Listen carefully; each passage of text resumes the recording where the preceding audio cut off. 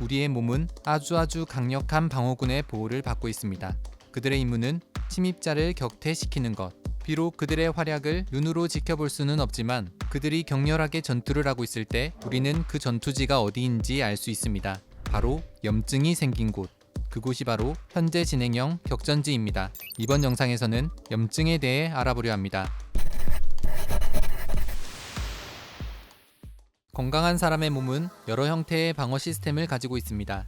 세균, 바이러스, 미세먼지와 같은 외부 침입자를 막기 위해 기본적으로 몸의 가장 바깥 부분에서 피부가 방패 역할을 하고 있으며 호흡기의 점막이나 섬모 등은 침입자를 색출하여 몸 밖으로 배출하는 물리적인 방어를 합니다.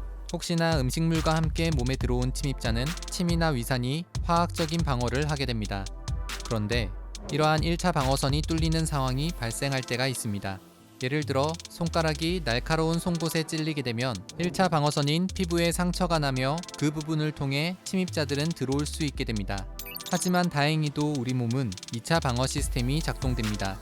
피부에 존재하고 있던 비만세포라는 녀석은 세균이나 바이러스 같은 침입자를 발견하면 히스타민이라는 신경전달 물질을 분비하기 시작합니다. 침입자가 들어왔으니 일종의 경보 신호를 울리는 것인데, 이렇게 분비된 히스타민은 모세혈관을 확장시켜 혈류 속도를 느리게 만들고 혈관벽을 헐겁게 만드는 역할을 합니다. 아니, 침입자들이 들어왔는데 혈관벽을 헐겁게 만들어버리면 오히려 침입자들이 혈관까지 더 쉽게 가도록 해주는 거 아니야? 라고 생각할 수도 있을 겁니다. 그런데 이렇게 헐거워진 혈관벽 사이로 그들이 등장하게 됩니다. 바로 백혈구. 백혈구는 세균이나 바이러스를 먹어치우는 식균 능력을 가진 제법 덩치가 크고 강력한 방어군입니다. 보통 혈관 속에서 존재하고 있지만 이렇게 히스타민을 통해 혈관벽이 헐거워지게 되면 혈관에 아주 미세한 틈이 생겨 백혈구도 그 틈으로 나와서 침입자를 무찌르는 것입니다. 그런데 아무리 틈을 만들었다고는 하나 이렇게 덩치가 큰 백혈구가 어떻게 저 작은 틈을 통과할 수 있는 걸까? 사실 백혈구는 몸을 유연하게 변형하며 움직이는 아메바 운동이라는 걸 합니다. 그래서 헐거워진 혈관벽 사이에 생긴 아주 작은 틈을 통해 쏙 빠져나와서 침입자들과 전투를 할 수 있었던 겁니다. 그리고 이러한 격전지는 혈관의 투과성이 높아져서 벌겋게 부어오르고 열이 나고 통증이 느껴지는 겁니다.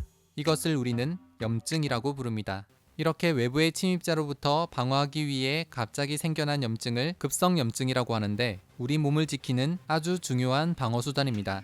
보통은 3-4주 내에 침입자를 모두 소탕하여 부었던 부위가 자연스럽게 가라앉으며 소멸합니다. 그런데 외부의 침입자가 없는 상태에도 방어 시스템이 오작동하는 경우도 있습니다. 이런 경우 체내에서는 강력한 염증 유발 물질인 사이토카인 같은 물질을 끊임없이 생성하게 되는데, 이것을 만성염증이라고 합니다. 생성되는 염증 유발 물질의 양이 매우 적은 농도이기 때문에 급성염증과 같은 염증 반응은 없지만, 문제는 만성염증에 장기간 노출되면 우리 몸의 세포가 손상되며 유전자 변형을 일으켜 암, 동맥경화, 심뇌혈관 질환, 치매 등 심각한 병으로 발전할 수도 있습니다. 그래서 만성염증을 소리 없는 침묵의 살인자라고 부르기도 합니다. 그렇다면 만성염증을 낮추려면 어떻게 해야 할까? 건강을 위해서 운동하라는 이야기를 많이 듣습니다. 실제로 러닝머신에서 20분만 운동을 해도 약 5%의 염증 유발 물질이 감소한다는 외국의 한 연구 결과가 있습니다. 또한 하루 한 줌의 견과류를 섭취하는 것도 좋습니다.